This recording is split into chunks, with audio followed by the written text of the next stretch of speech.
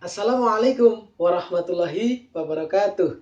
Salam kader Madrasah Mualimin tingkat 6. Nah, kali ini kita akan belajar tentang kota, yaitu perkembangan dan struktur keruangannya.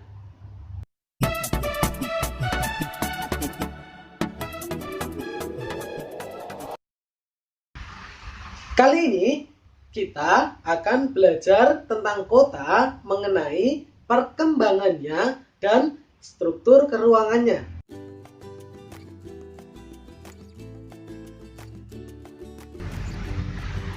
Menurut Bintarto, ini Bapak Geografinya Indonesia, menyebutkan bahwa kota dapat diartikan sebagai suatu sistem jaringan kehidupan manusia yang ditandai dengan kepadatan penduduk yang tinggi dan diwarnai dengan strata sosial ekonomi yang heterogen dan coraknya materialistis. Selanjutnya, kita masuk pada klasifikasi kota. Berdasarkan jumlah penduduknya, kota dapat diklasifikasikan sebagai berikut. 1.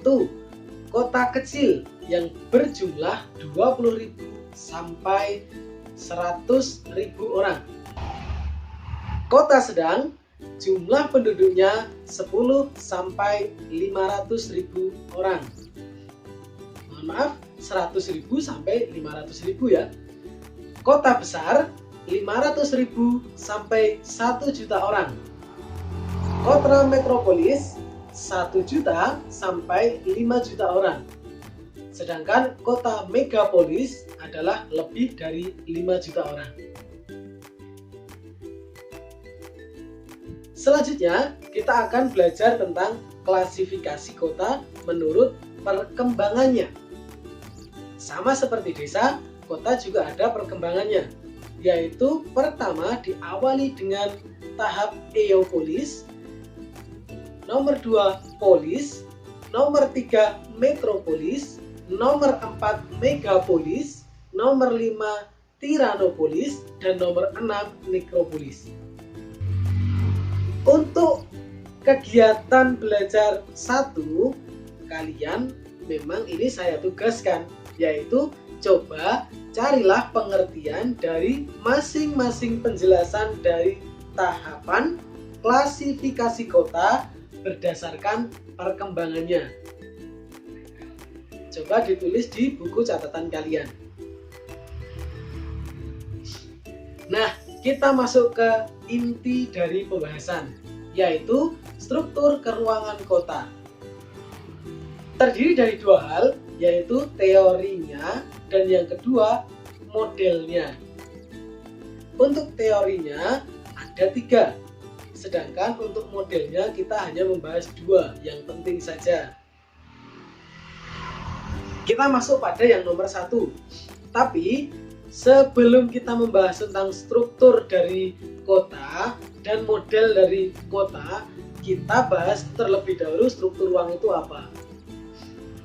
Menurut Perundang-undangan Penataan Ruang, Undang-Undang Nomor 26 Tahun 2007, Bab 1 Pasal 1, dijelaskan bahwa struktur ruang adalah susunan pusat-pusat permukiman dan sistem jaringan sarana dan prasarana yang berfungsi sebagai pendukung kegiatan ekonomi suatu masyarakat yang secara hierarki memiliki hubungan fungsional. Nah, kita masuk pada teori struktur kota yang pertama, yaitu adalah teori konsentris. Bentuknya bulat, artinya sentral, konsentris, atau teori yang berpusat atau sentral. Dicetuskan oleh Burgess pada tahun 1920. Artinya ini sudah teori yang sangat lama. Dijelaskan bahwa pusat kota itu letaknya di tengah kota yang berbentuk lingkaran atau bundar, yang merupakan pusat kegiatan sosial, ekonomi, budaya, dan politik serta merupakan zona dengan derajat aksesibilitas tinggi dalam suatu kota. Nah, ini masih sederhana sekali, yaitu hanya lingkaran aja. Tengahnya adalah CBD atau Central Business District atau daerah pusat kegiatan. Di sampingnya ada Transition Zone atau zona transisi. Yang selanjutnya ada daerah zona Low Class Resident atau permukiman kelas rendah. Lalu disusul permukiman kelas tinggi, baru permukiman kelas yang penglaju atau kelas tinggi. Gitu ya. Nah, kenapa kok yang nomor 3 itu kok justru orang yang tingkatnya rendah ekonominya, baru ke menengah dan tinggi? Hal tersebut disebabkan karena orang yang memiliki pendapatan yang tinggi atau memiliki, ibaratnya mereka kehidupannya layak, maka cenderung mereka memilih zona yang nyaman, bebas polusi. Maka justru mereka mencari yang jauh dari pusat kota. Sedangkan untuk permukiman kelas rendah, mereka karena rendah ya, mereka kan hanya buruh ya. Jadi mereka pendapatannya tidak tinggi, mereka tidak memiliki uang yang banyak, sehingga mereka cenderung memilih lokasi yang dekat dengan pusat kotanya atau dekat dengan tempat mereka bekerja, sehingga ketika mereka mau bekerja tidak membutuhkan biaya yang banyak. Mereka cukup jalan kaki misalnya, atau menggunakan sarana yang lebih murah, yaitu angkutan yang tersedia umum misalnya, atau seandainya menggunakan mobil pribadi, motor pribadi, kendaraan pribadi, maka tidak membutuhkan biaya ongkos untuk bensin, itu tidak terlalu banyak. Begitu alasannya. Jadi alasan ekonomi, yang kedua alasan tingkat lingkungan yang lebih bersih, tidak jauh atau jauh dari pabrik, dari kota.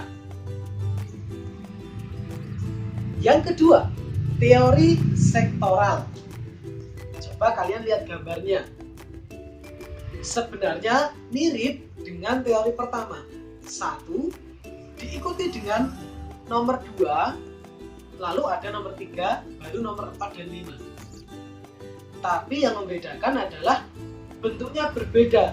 Ada semacam yang lebih jauh gitu ya, kok memanjang begitu. Nah, karena ini tidak sederhana lagi, kita jelaskan dulu. Nomor 2 disebut teori sektoral atau sektoral teori yang dicetuskan oleh Homer White pada tahun 1939. Artinya ini lebih muda daripada yang tadi. Nah, ada pemikiran yang lebih jauh. Dijelaskan bahwa unit-unit kegiatan di perkotaan tidak mengikuti zona teratur yang konsentris seperti tadi, tetapi bentuknya sektor-sektor yang sifatnya bebas. Dalam teori sektoral ini, Hoyt menggambarkan bahwa perkembangan kota ini dipengaruhi oleh ketersediaan jaringan jalan atau aksesibilitas yang memadai seperti rel kereta api dan jalan raya. Nah, sama ya penjelasannya. Nomor 1 Central Business District, yang nomor 2 kalau yang tadi itu peralihan, maka ini adalah industri dan perdagangan. Yang nomor 3 sama, 4, 5 sama, yaitu kelas rendah, kelas menengah, dan kelas tinggi. Nah, kenapa kok bisa bentuknya memanjang? Tadi dijelaskan karena ada jalan, sehingga jika ada jalan, kemungkinan daerah yang paling dekat dengan jalan, di pinggir-pinggir jalan, itu adalah miliknya orang-orang kaya. Ya kan? Kalau misalnya ada tanah di pinggir jalan itu kan mahal ya harganya ya, maka yang bisa beli adalah orang kaya. Maka nomor 5 atau kelas atas itu mereka memanjang. Begitu. Nah, selebihnya sama. Untuk daerah-daerah yang lain itu mengikuti kelas rendah itu tetap mengikuti daerah industri, setelah itu dilanjutkan oleh daerah menengah. Kita lanjut pada teori yang ketiga, yaitu adalah teori inti ganda atau multiple nucleus theory. Apa maksudnya ya? Intinya ada ganda, ada beberapa. Dicetuskan oleh Edward Ullmann yang paling terkenal. Nah, pada tahun 1945, lebih muda lagi. Jadi pasti berkembang lagi. Dijelaskan, suatu kota bermula dari sebuah CBD atau pusat kota, namun perkembangannya memiliki sub-sub atau inti-inti baru sebagai dampak dari aglomerasi. Aglomerasi artinya apa? Pengelompokan. Pertumbuhan kota tersebut berawal dari pusat kota menjadi bentuk yang lebih kompleks. Nah, gambarnya memang seperti ini ilustrasinya ya. Oke, ada tambahan banyak ya. 1 tetap CBD, 2 ada industri ringan seperti ya kertas, lem, terus industri kain itu ringan. Terus diikuti tetap sama, ada kelas rendah dan kelas menengah, baru kelas atas. Nah, tambahannya ada industri berat manufaktur yang terletak jauh dari pusat kota. Nah, ini artinya adalah ada industri berat yang jauh dari pusat kota. Kenapa industri berat itu jauh? Karena industri berat itu kan biasanya ya namanya berat ya. Kalau seandainya mau dibawa ke pusat kota barangnya, itu akan merugikan ongkos kirim. Misalnya mau buat mebel, maka bahannya itu dari pohon. Nah, pohon kan berat. Kalau dibawa menuju ke kota itu berat, maka akan ada di tempat yang lebih jauh. Nah, lalu nomor 7 ada kawasan bisnis pinggiran kota. Seperti kawasan bisnis ini dekat dengan nomor 7 ya, dekat dengan nomor 4. Ingat, nomor 4 adalah kelas tinggi. Maka di samping orang-orang kaya itu mesti nanti akan muncul yang namanya bisnis baru. Contohnya mall dan perdagangan. Nah, atau mungkin kuliner ya sekarang ya, atau wisata mungkin itu bisnis di pinggiran kota yang dekat orang-orang kaya dulu, ya kan? Karena orang kaya itu adalah konsumen.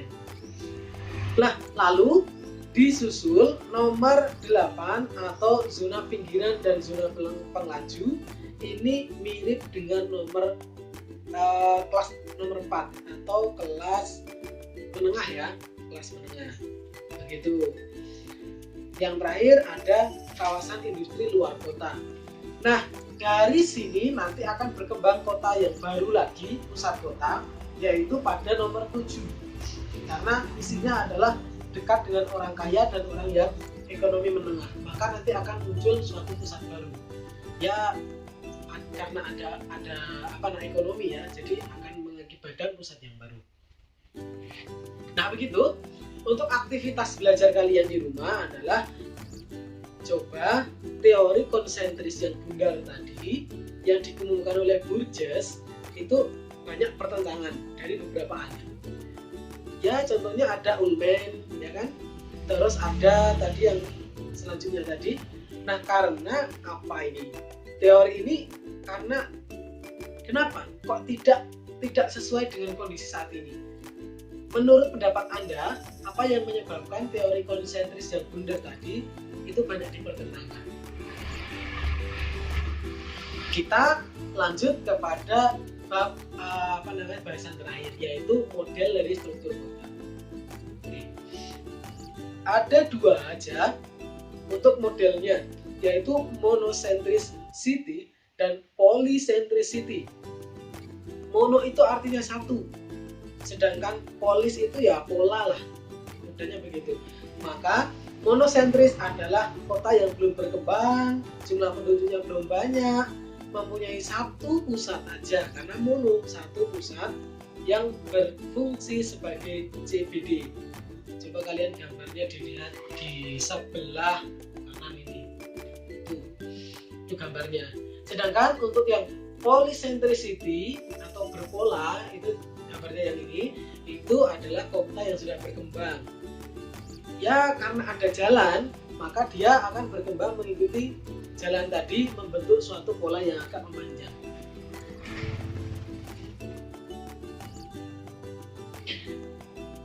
Nah, demikian untuk bahasan kita pada video kali ini. Aktivitas belajarnya itu ada 2, yaitu bisa direview lagi pada video saya.